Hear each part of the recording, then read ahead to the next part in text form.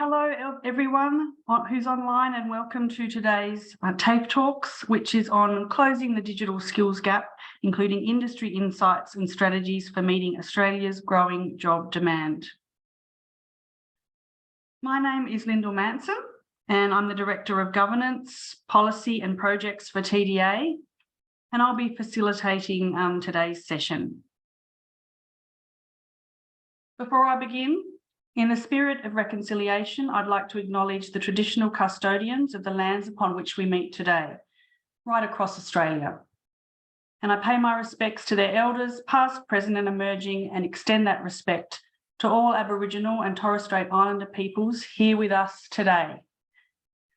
I'm coming to you from Melbourne, which is on the land of the Wurundjeri people. So if you'd like to acknowledge the traditional custodians of the lands upon which you are currently on, please feel free to do so by telling us in the chat. So today we are very lucky to be joined by 4 excellent presenters who'll be discussing Australia's need for digital skills and cloud training, and the ways in which TAFE institutions can best prepare learners for the tech jobs of today and the future. Firstly, I would like to introduce Melanie Boffa, who is the Head of Training and Certification for Amazon Web Services, Australia and New Zealand. Welcome, Melanie. Thank you. She's joined by Brett Sava, who is the Australia-New Zealand Senior Program Manager for AWS. Welcome, Brent. So AWS is committed to expanding access to cloud skills training and education, and you'll be hearing more from Melanie and Brent on that today. I'd actually just like to take a quick minute to acknowledge the support of Amazon Web Services, which is the TDA corporate affiliate. It's thanks to AWS that we're able to run these TAFETalk sessions free of charge for our members. So a really big thank you to AWS and to Melanie and Brent for joining us in the discussion today. Awesome. I would also like to welcome Patrick Kidd, who is the CEO of the Digital Skills Organisation and the newly formed Jobs and Skills Council for the finance, business and technology sectors. Welcome, Patrick. Thank you. Patrick will be talking to us about TAFE's role in closing the digital skills gap in Australia, the training ecosystem and digital literacy. And finally, I'd like to introduce Julia Burns, who is the Executive Director of Training at South Metropolitan TAFE in Perth and National Chair of TAFE Cyber. Welcome, Thank you Julia. Very much, Lyndall. Welcome, everybody. Julie will provide some practical examples and case studies of how digital literacy plays out at South Metropolitan TAFE in areas such as adult migrant education, business administration and financial occupations, and cybersecurity. So in terms of the format for today, we're going to hear from all 4 of our speakers first, and then we'll open up the floor at the end for questions from our participants. So just so that you're aware, today's session is being recorded, and both the recording and the slides used by our presenters today will be made available to everyone who's registered for this TAFETalk session and will also be available on our TDA website. You are, of course, welcome to use the chat function for your chat and commentary throughout the session. But if you have any questions for our speakers, it'd be appreciated if you could please type those into the Q&A box. It just makes it easier for us to manage those at the end. So without further ado, I would like to hand over to our first presenter, Melanie Boffa from Amazon Web Services. Over to you, Melanie. Thanks a lot, Lyndall, and it's absolutely awesome to be here with everyone today. I'm sharing my screen. Are we all good? All good. Great. So we have a saying in AWS that less you know better, and what I'm telling you or sharing today and discussing together with you, by no means do I profess that we know any better. It is definitely just a point of view. I'm going to take you through 3 areas, and the first will really be focused on who's in the driving seat nowadays, and then digital skills gap in the workplace, followed by the opportunity is now and our viewpoint on that. If we look at who's in the driving seat, in the past, we've really looked at people from a customer-centric perspective, and I really want to shed a little bit of light on how we're thinking about this nowadays and the work we're doing in the space on looking at the skills gap and the challenge. We cannot look at it without focusing on the individuals that we're training. And it's very quickly been shifting from a customer-centric view to a life-centric view. We've been collaborating together with Accenture Song, and we'll be launching next week, actually, an ebook that we've written together, focus on the Fjord life trends and how AWS is thinking about these trends. So I'm giving you a very short sneak preview into these life trends, which are available at the moment. It's just the ebook that will be launched next week. But why I'm starting with the life trends is I believe it is critical that we really hone in on the way people are operating and the way they are skilling themselves up nowadays, because that has fundamentally changed how we should look at skilling. So the life centricity focus is actually quite paradoxical. Now people are looking at gourmet cat food, but at the same time they would want to give themselves junk food to eat. They would focus on prioritizing themselves, but at the same time want to effect change. So it is very paradoxical, and people are seeing this as okay. So the relevance of paradoxes are critical in how we look at these individuals within business, within the communities, as we look at closing our skills gap. They choose what they want when they want it. They look at hybrid learning and training in very different ways. They stop-start when they decide to do it. And the individualization is becoming more and more critical. So aligning with the life trends, I just quickly want to mention this to you because we see a lot of relevance in this today as we look at people and how we skill them up. As you know, everyone is currently in this thing of, I will survive, and it is a perma crisis. Constantly, I'm in New Zealand at the moment and listening to what's happened just the last month with all the natural disasters that have hit them as well. People's lives have literally gone to a standstill, and a lot of things are more and more being postponed. So the perma crisis is very real.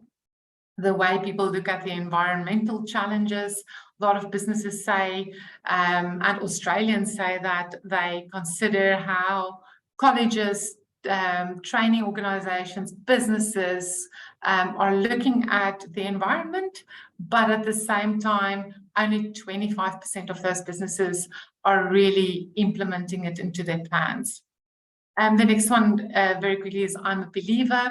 This is one that I'm in particular very passionate about because we see this sense of belonging coming through in a lot of the skill up that we're doing with people. So the community-based approaches are becoming more and more real. It's no longer just about interest groups for people. It's about community first, product later. And that's how you get their loyalty, is by creating that community. People are very specific about what they choose there.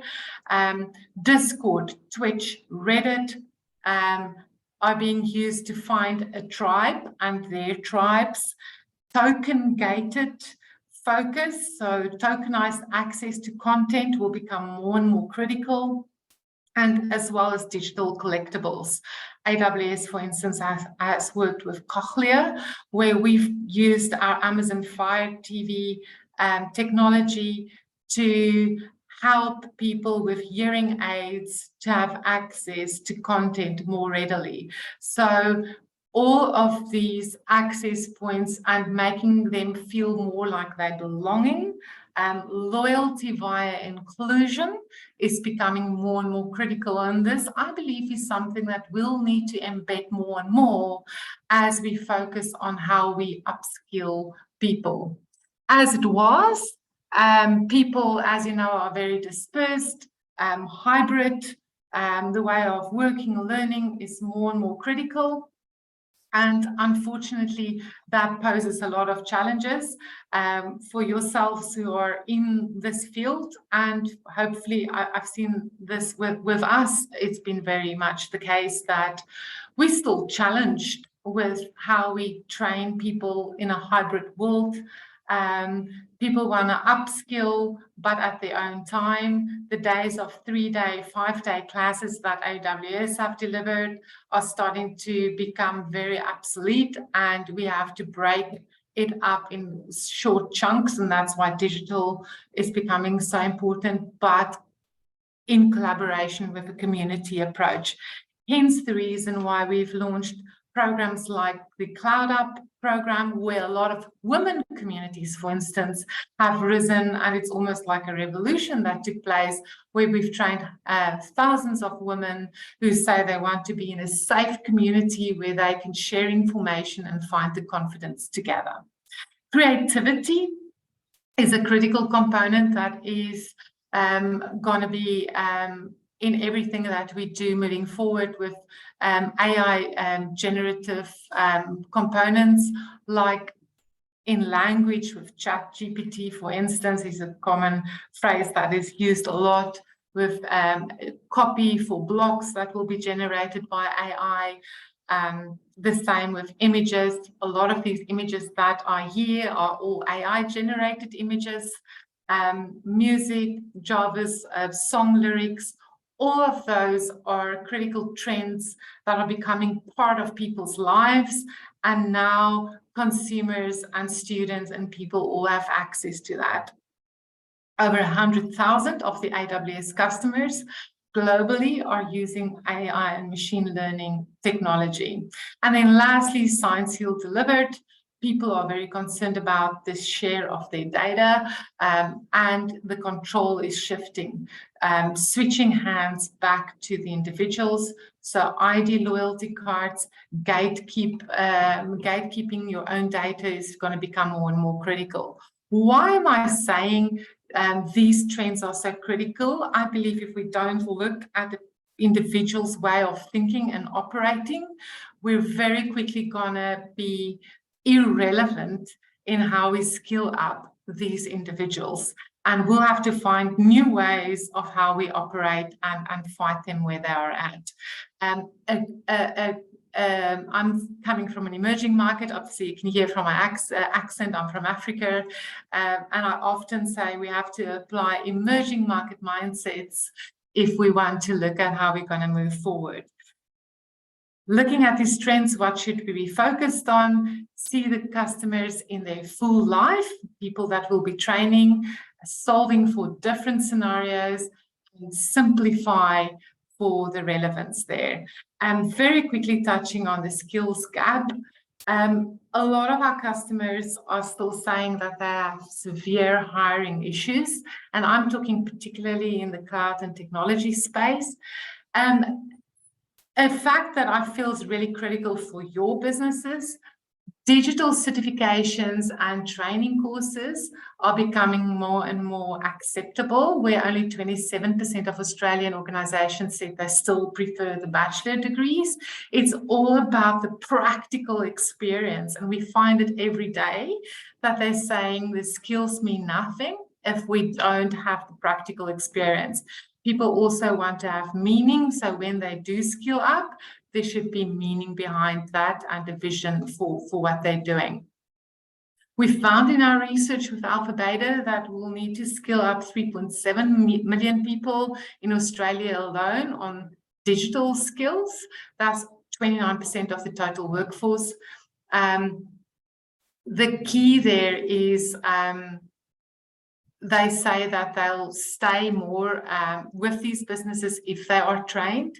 But my favorite point is the 73% of workers say they don't have enough time to pursue training. And we find this every single day, that our people and our learners that we train in my training and organization business with customers just don't have the time to do this.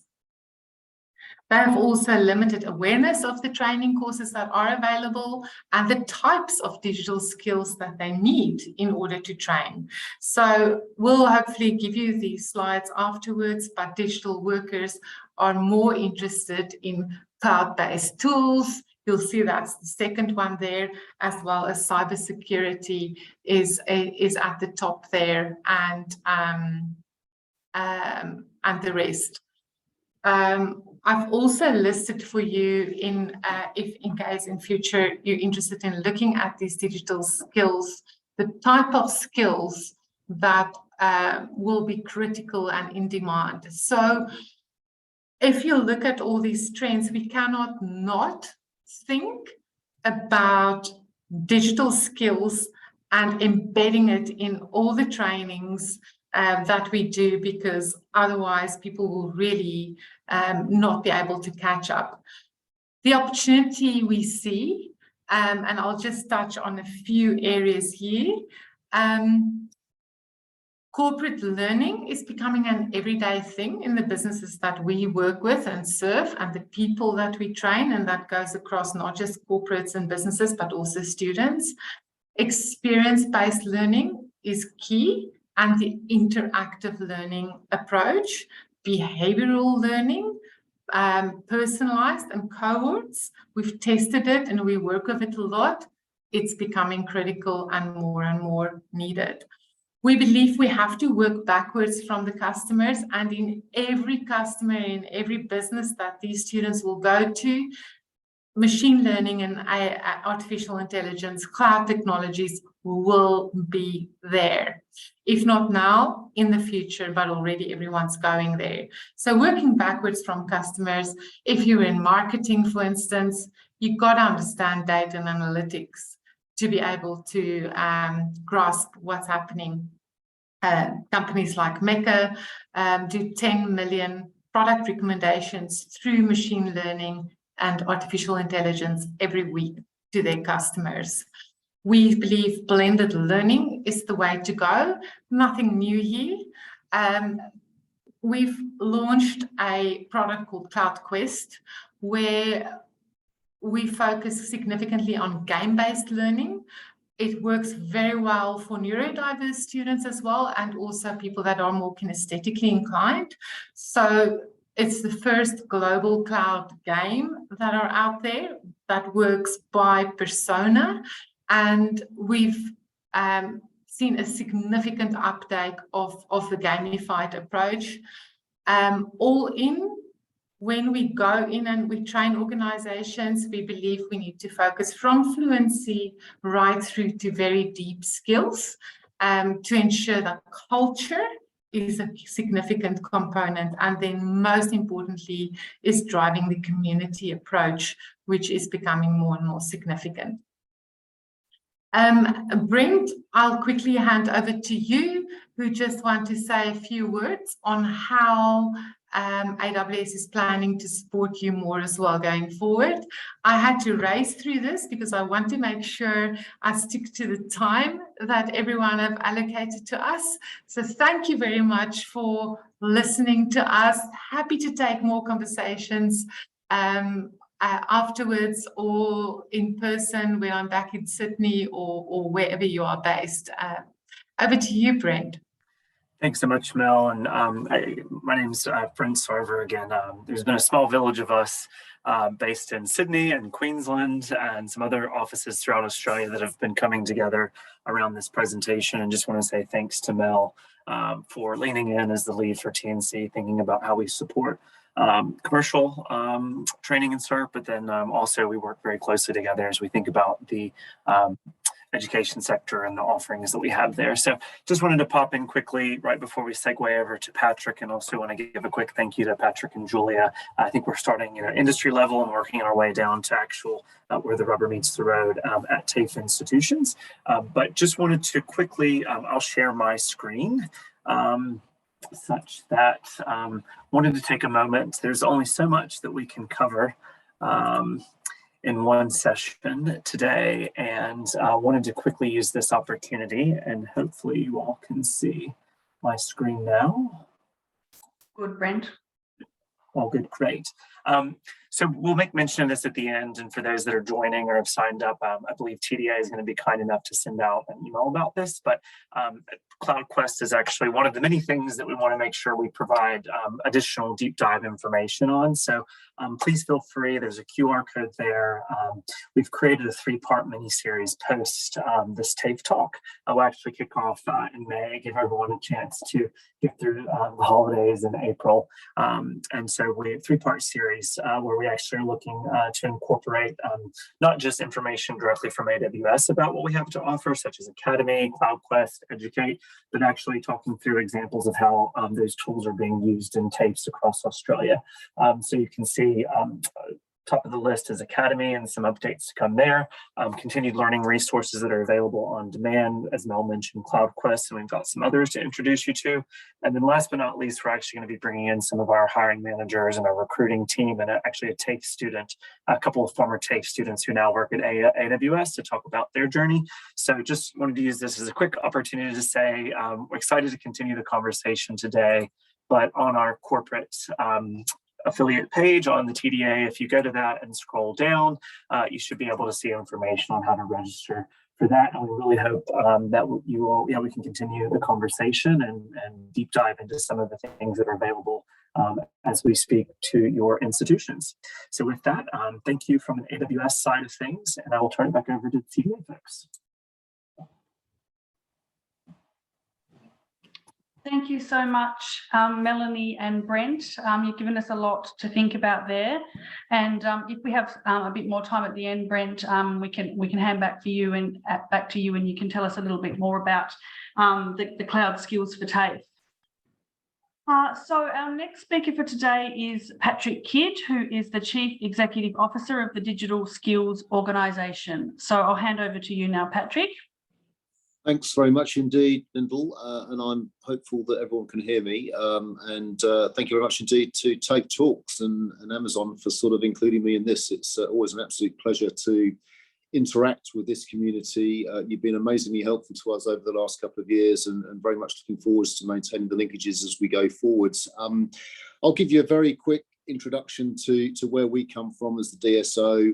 I'll talk a little bit about, I think, building on the narrative of Amazon in terms of sort of how we are seeing the digital challenges that are out there. And then I think to try and come up with some practical ideas as to how we can do things better as we move into the new world. So let's see if this works. Can you please advance one slide?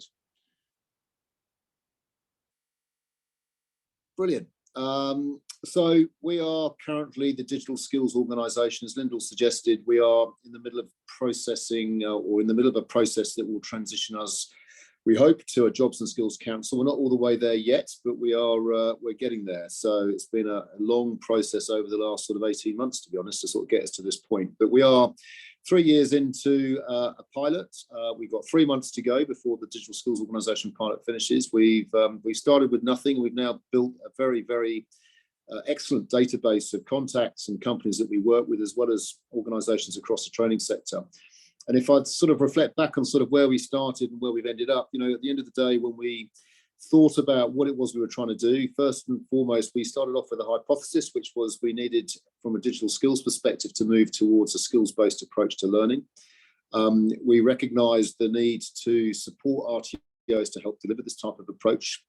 We recognised that a core function that we had to have was to be a bridge between the key stakeholders, employers, and their associated organisations, and linking them up to learners through the training organisations. So we talk about that role of stewardships. And then what we tried to do was to undertake a bunch of trials which either proved, disproved, or helped us to improve some of the ideas that were identified as a part of our work. So we're now very much in that last 3 months. That arrow probably should be further over to the right, but we're now really much in the business of completing the final report, transitioning out from what we're currently doing, and trying to work out actually what we should continue with versus what's the stuff that we should stop.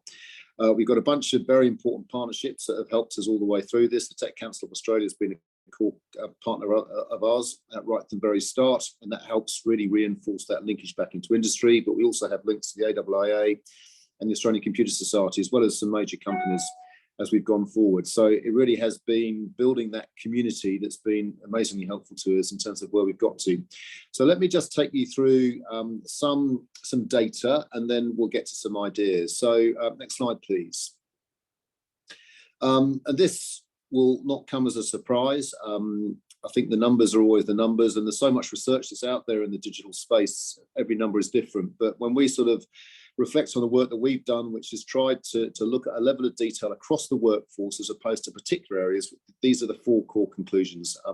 So 50% of workers are now properly in the digital workforce, and that is changing and increasing all of the time. Most of the growth in the digital workforce is taking place outside of the tech sector, and that reflects obviously that digital capabilities and technology is now being mainstreamed outside of tech. So it's all about the people who use tech and make the most of tech, which is really the fundamental shift. So we'll see that continuing to grow as we go forwards. We already have a shortfall of 500,000 digital workers, and that will increase as we go forwards. And the reality, of course, is that when you look at the numbers and you look at performance currently across the training and education space, but specifically within the national training system in VET, we will not close the gap unless we do something different. So next slide, please. I just want to talk a little bit about the environment of digital skills. So we work with a company called Nous to try and get a better resolution on sort of who needs digital skills and how's that changing. And they came up with a sort of a set of labels really that looked at advertisements for jobs and then tried to map the digital skills asked for in those jobs to those particular professions. And what you then end up with is a sort of a classification, if you like, of sort of jobs that have a requirement for people with lots of digital skills versus jobs for people that require people with very few digital skills. And we come up with this slightly clumsy terminology, which we are looking at, which is around high intensity, moderate intensity, low intensity, and then less than low intensity. But the low intensity digital skills is very much, professional jobs that are fundamentally shifting and changing in terms of the technology that they're using to help people to deliver better quality work that improves not only the productivity of the company, but also a person's earning potential. And we know that where, for example, people do have those digital skills in those low intensity jobs, they're increasing their pay on average by 10 to 15%. So it's a significant component of where we're at. When we think about the major moves, what we're seeing is people are moving up and down the scale. So people are shifting from very low intensity jobs into low intensity into moderate intensity. But the high intensity roles are remaining largely the same. So this is just a way of describing the demand for skills and how the skills start to shift and change across the economy as we move forwards. What it helps us to do is to understand how we're going against delivering that type of training and where we need to train those things to ensure that we can actually deliver a workforce that has the relevant skills that are needed by employers. So next slide, please. The other thing that obviously we see is that employers, in response to really the challenges of delivering relevant training in this space, have increasingly moved towards non-accredited forms of training. And we've had less demand for the accredited forms of training. And this reflects relevance, it reflects time, it reflects really employers at certain levels understanding much more clearly what their needs are versus other employers. And what you then see is a sort of a distinct difference between large employers versus small and medium-sized employers. But we have this significant gap between accredited and non-accredited.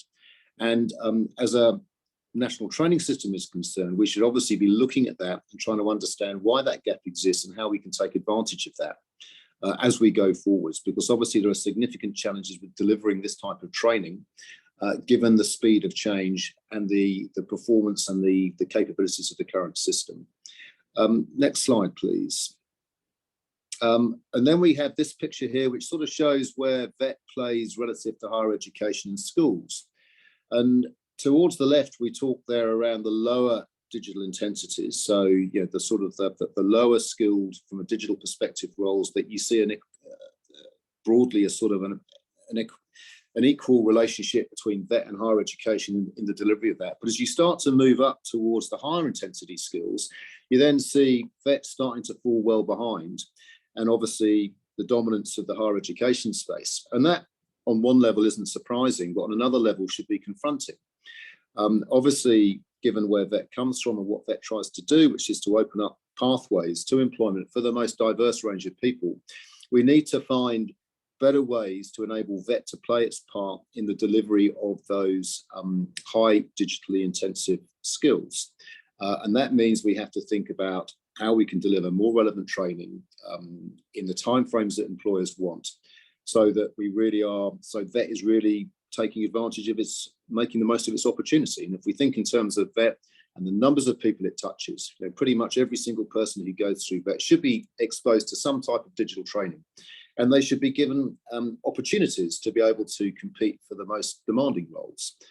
But to do that, we need to think about how we can deliver training which better meets the needs of employers to ensure that the relevance is there as we go forward. So I think that's a challenge for VET, which is how do we help VET to actually deliver the type of training that is going to be recognised, which helps them then to share the load of absolutely trying to deliver people into the economy with the right skills. Next slide, please. So if that's the problem set, then maybe to talk a little bit about the future. So Lyndall talked about sort of jobs and skills councils, and I suppose I put this slide in here only to try and give people a degree of optimism and hope and confidence about the future. And I think, you know, what's strong about the councils is that they are first and foremost thinking from an end-to-end perspective. So they're bringing together the different component parts of the sector, learners, employers and training providers, into one ecosystem towards ensuring that we have a common view of the problem and a common response to it. It then puts in place a process which is driven by an analysis of what the challenges are, what it is we're trying to do, and therefore what the gaps are.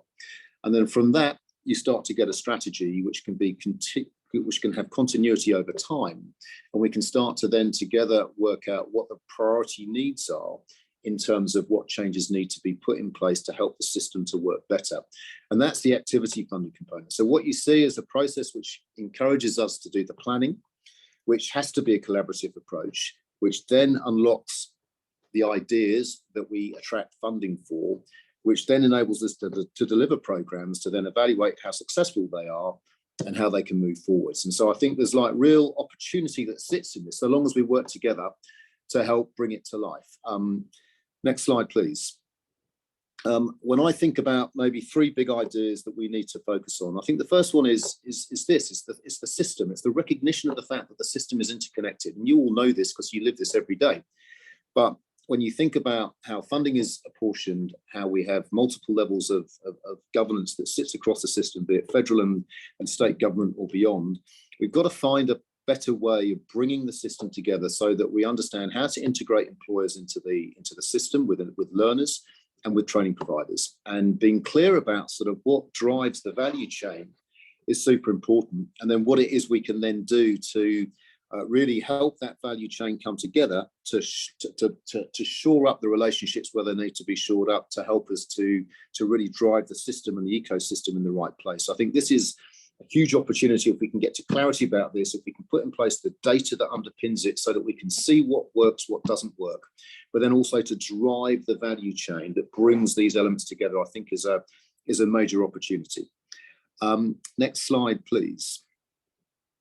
The second idea that we think is important, and this isn't the best slide, so I apologize for that, but really one of the challenges on the digital side is how do you help people to appreciate what their potential is. How do you make the language of tech simple and easy to understand and accessible? And so we put a lot of work here into trying to articulate what career pathways look like in tech. And the absolute premise here is that there is a place in tech for everybody, no matter whether or not you are old, middle-aged, or young, whether or not you come from a creative background or a STEM background.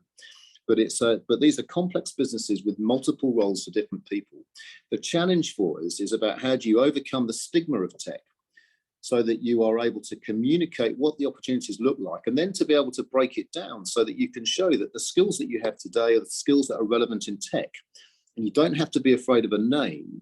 You can be confident that you can actually take those skills, they can be transferred, and you can now build yourself a career pathway through tech, cross industries, into firms at differing sizes and different levels. So one of the approaches to this is this map of technology roles which we built, which helps to identify all of the tech roles that are there, which talks about the skills that underpin them, so that rather than trying to or having to go through a whole new course for a whole new job, actually all you need to do is do the course that relates to the additional skills that you need. So then you can move along the railway line. You can jump from one railway line to the other, because actually what you're doing is you're focusing on the skills that you need to move on through and around the system. So we think that there's a real opportunity around trying to have a simpler view of what tech careers look like, with the articulation of the skills that go with it, to help provide clarity to learners, to employers about what they should be focused on, and also to the training providers around what they can do to help bring the system together. Next slide, please. And the third sort of big idea is this, which is we have to get to a functional view of what digital literacy looks like. There are many, many different frameworks. There are many, many different opinions about what digital literacy is, but there's no single definition for what it means. So how on earth can we expect to have a system which is clear about what it's trying to do to enable our workforce to operate in a world that is dominated by technology, unless we're clear about what the North Star looks like? And if we want our schools to be clear about what they should be training their people for, they should know where they're trying to get, where the endpoint looks like. So in this model here, we know absolutely that everybody, every employer, one of the biggest skill needs that they have is for people who are digitally enabled to operate within the worlds that they live in. So our approach to this is to use the existing frameworks to come up with a single definition for what digital literacy looks like, and to use that as the North Star to help drive us forward. If you can imagine a world in vet which touches 2.5 million people plus per year, if every single one of those people knows what being digitally literate looks like, and there's the training materials that go with that, then there should be no reason why we can't connect that type of training to those individuals to give them the skills that they need to maximize their potential, but also the potential of the organizations for which they work. So this is the third big idea that really we're moving to as this particular point in time. Next slide, which I think is a thank you slide. It is. So thank you for this, and thanks for including me, and very happy to take any questions. But as ever, so pleased to be working with such an amazing team of professionals, and looking forward, I hope, to be doing more of this as we move into the jobs and skills councils. Thank you so much, Patrick. Lots of really good content and ideas and figures in that. I might come back to you at the end with a question or two. So thank you. So I'd now like to hand over to our final presenter for today, who is Julia Burns, the Executive Director for Training at South Metropolitan TAFE in Perth. So over to you, Julia. Thanks, Lyndall. And again, I'm really pleased to be part of what we're doing here at TDA. Really exciting. I wanted to just give some examples of what's happening in TAFE, as we said, and we get down to actual practical examples of what we're talking about here.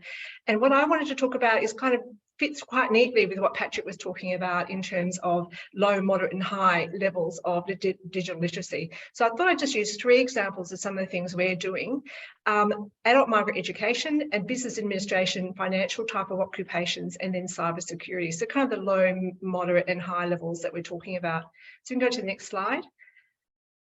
So adult migrant education is something that a lot of the TAFEs do, but if we're not doing that, it's certainly involved in English language and helping those who, particularly migrants coming into Australia or those who potentially have missed out on some of their education, to come into understanding how they can be a part of the community. Adult migrant education typically has been about English language learning, but also about how you engage in the community. And what we've found with AMEP, with our AMEP program, is that in order to be able to have access to learning and to have some sort of agency in the community and to build confidence, the students have to have digital literacy. They have to be able to engage in the digital space in order to be able to do this. And it's not just a challenge, but it's also an enormous opportunity.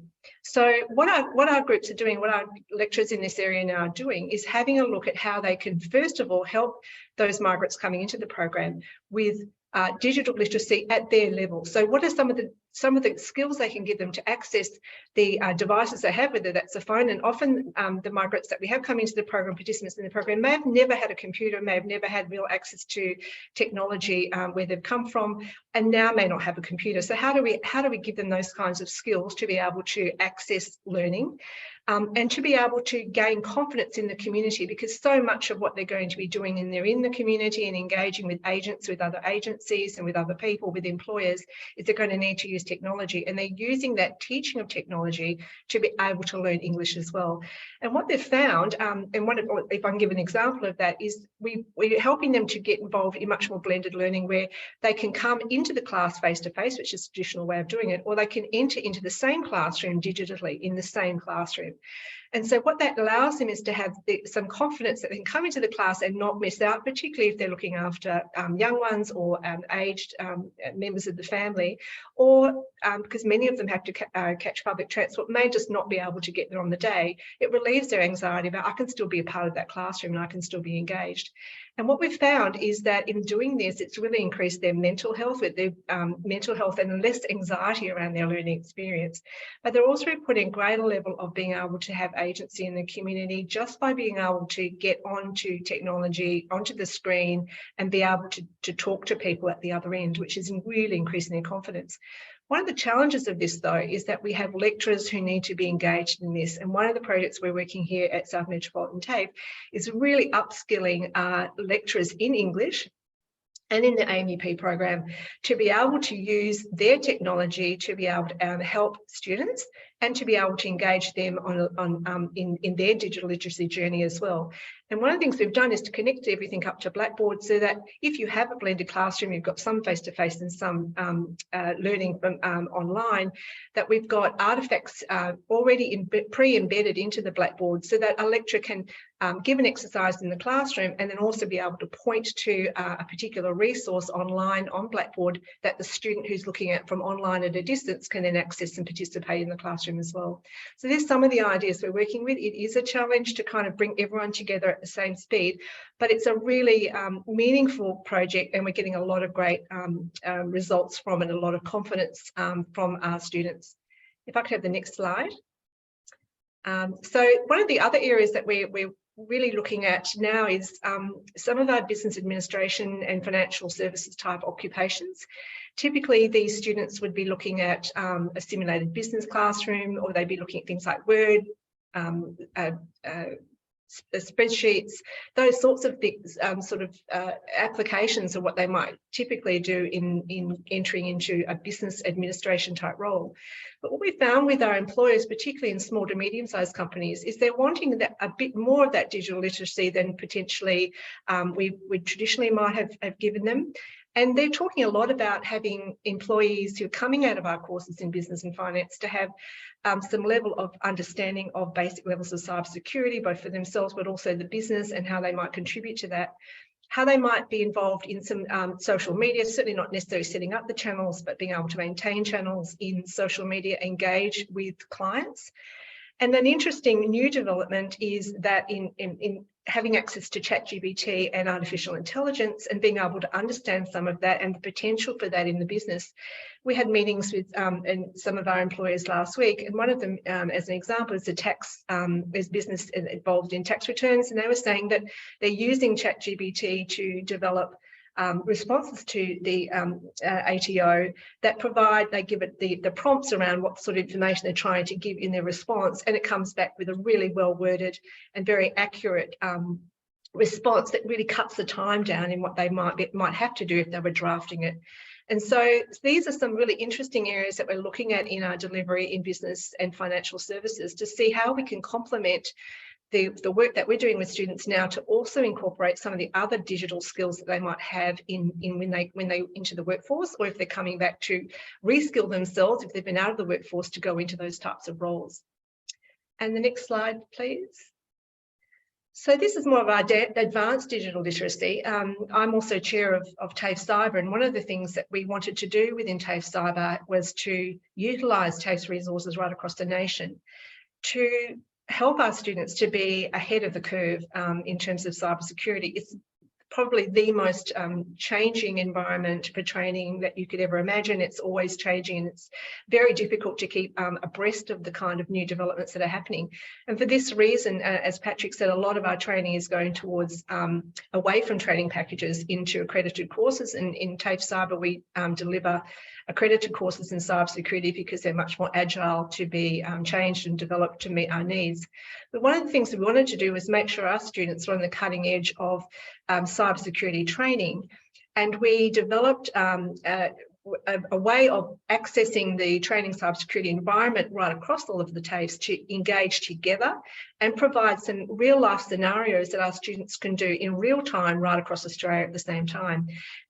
Last year, we implemented an incident response challenge that enabled our students to work on an accurate incident response incident that was developed for us by a private sector company, for them to be able to work on that over the week with natural types of injections of issues that came up, that would have come up in the scenario, some of the things that we're seeing, that we might be seeing now with Medicare, Optus and Latitude, those kinds of things, and they can work on that together over the week. What we've also been able to do is to flip that to make sure that our lecturers are just as current as they can be in their digital literacy as well. And the challenge was given to them as well. So they had a week of working on this incident response challenge, and then the students had a week. And what we found is that the lecturers were coming back saying just how useful that was for them to keep polishing their own skills and to work with the private sector on some of these emerging issues that are happening in cybersecurity. So I think that collaboration across TAFEs and the kinds of technology we have is a really important way of increasing those digital skills in the advanced space as well. So I'm going to stop now because there's so much I could talk about in these examples, but I just wanted to give you just a little bit of a hint of 3 particular projects that we're working on that are trying to increase this digital literacy right across the spectrum. I wanted to particularly thank TDA for raising these kinds of issues, particularly as they did in one of the previous seminars that we did, or webinars we did on ChatGPT, because it's such an exciting tool that's happening in TAFE, and there are I think there's enormous opportunity for us as TAFE, as educational and training practitioners, to be able to use some of this technology and increase the digital literacy of our own staff. So thank you. I'm going to leave it there so we've got some time for questions. Thank you so much, Julia. And thanks to all of our presenters. We do have a little bit of time now to look at some of the questions that have been coming in. We have had a few questions around, I think it was Patrick who was talking about, you know, sort of the lower level, you know, middle and advanced digital skills. Patrick, I wonder if I'm going to throw a few things at you here. So maybe you could talk a little bit about, you know, what skills in particular are sort of needed at that lower level when you're talking about that.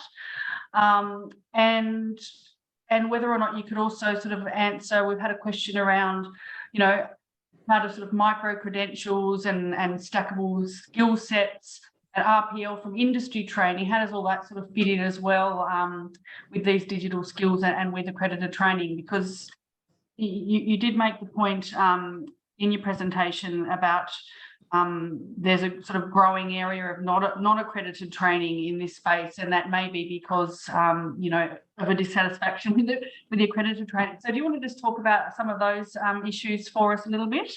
No, that's great, thank you. So I think in terms of just the skills themselves, we sort of try to identify so we draw very much across the ANSCO skills that are defined. So the stuff that JSA has done, which has been really, I think that's really good work, actually. The JSA, they've identified 10 core competencies. One of those competencies is defined as, which are cross-industry core competencies. One of those is digital engagement, which has different sort of levels and scores. They also then talk about the ability to use technology. So they make a distinction between the sort of digital skills versus the ability to use technology platforms, systems, software, which of course changes and adjusts all the time. So the types of things that we're talking about are ability to use, set up systems, use systems, apply and operate within the cloud, cyber security. So there's a bunch of stuff that falls into that space. Data is another component, and it changes all of the time. Obviously, the definitions change all of the time. So we're looking through the sort of the data sets that we're using, which is across something called Lighthouse, which is a burning glass platform. So it's looking at what the demands are for skills across the job market. It's not ideal because it's always historical as opposed to sort of forward looking, but they've been able to sort of like track it over time, seeing how it's changed over time and where those movements are. So those are the types of skills that sit in there. I think there is an important distinction to be made around, this is why I'm uncomfortable myself with the terms that we use in terms of high, medium, low, very low. In reality, what we're talking about here, the people that are in the low space, they're, these are like proper jobs that are going on. It's accountants, lawyers, those sort of types of individuals. So this is just about how you're using digital capabilities to enable you to deliver your work better, smarter, quicker, more efficiently. And so what you're seeing, of course, is this movement between jobs as employers become more aware as to what type of capabilities digital skills give them, then obviously the demand and their awareness increases, and so therefore the sort of the skills that they want from their workforce changes.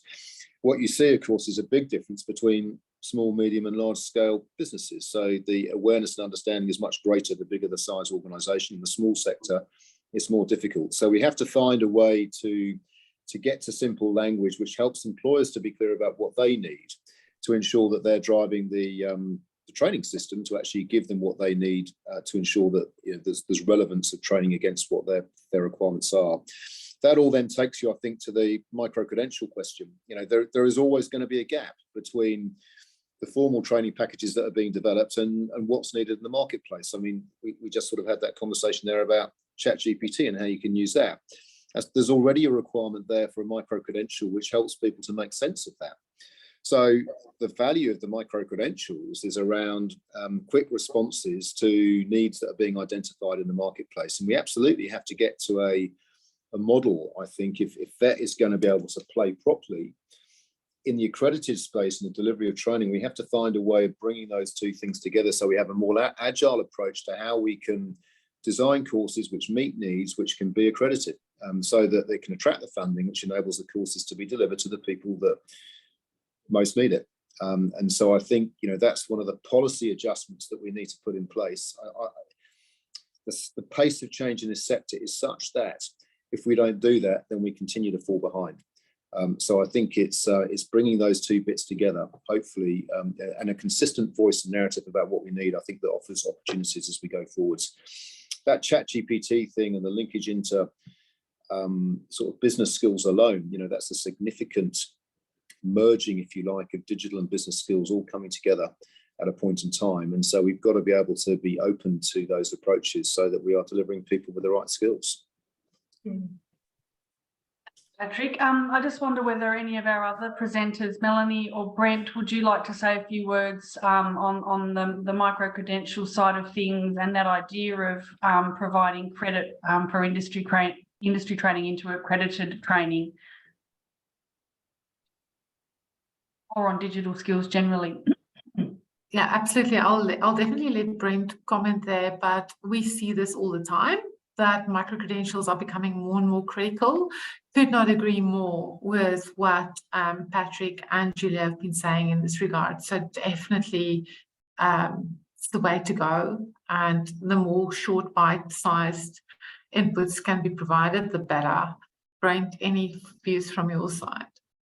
Yeah, I'll just say, a number of the options that we offer for uptraining are kind of that on-demand, more bite-sized learning. I think when we talk to hiring managers internally, the cloud support associate role is one that comes up. And one of the data points that Mel presented was, certain degrees aren't necessarily the requirement they once were.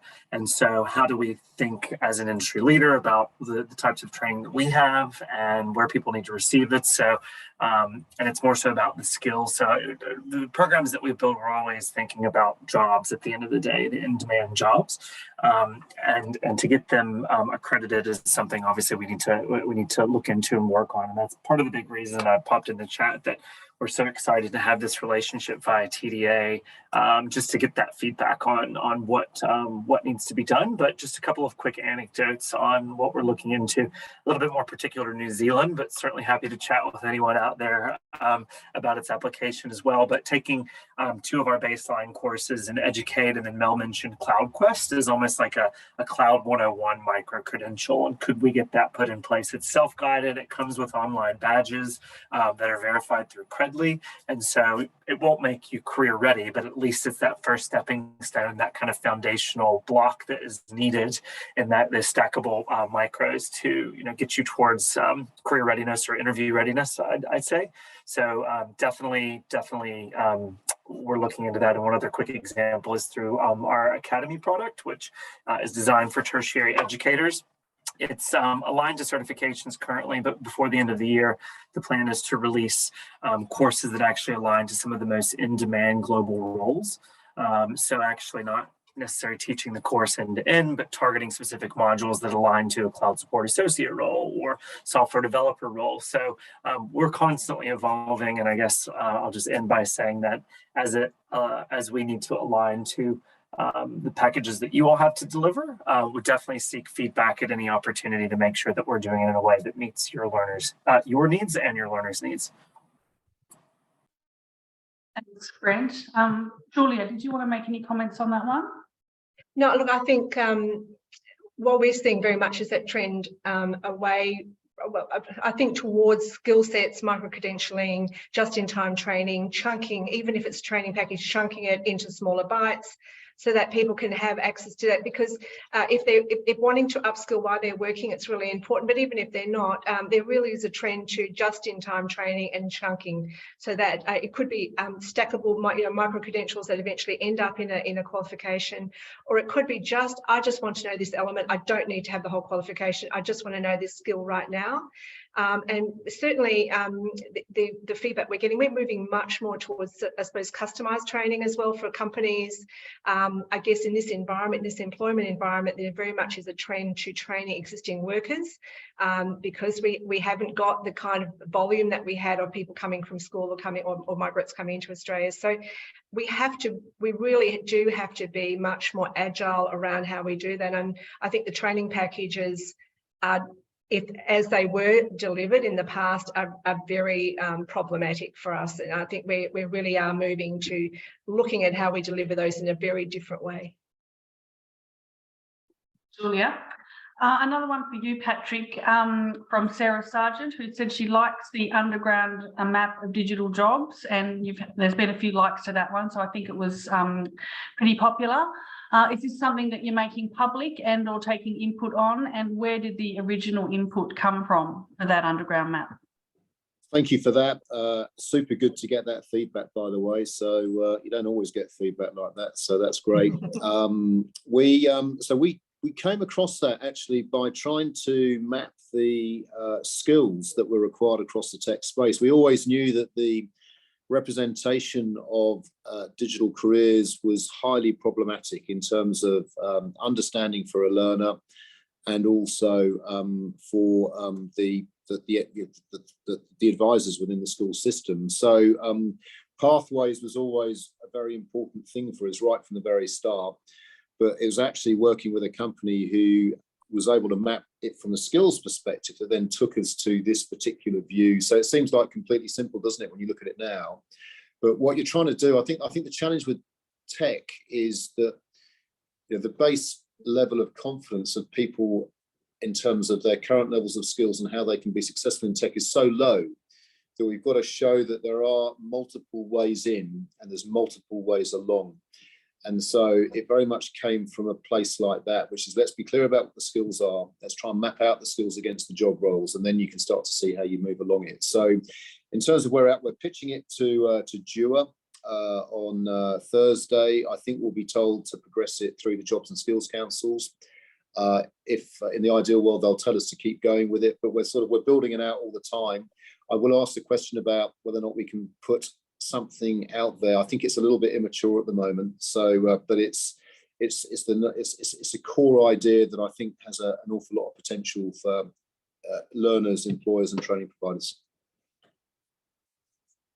So much, Patrick, and thanks to all of our presenters today, to Melanie, Brent, Patrick and Julie for your time, and to Amazon Web Services for supporting this session today.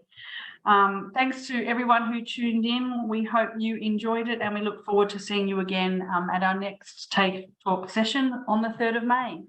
Thanks, everyone. Thanks.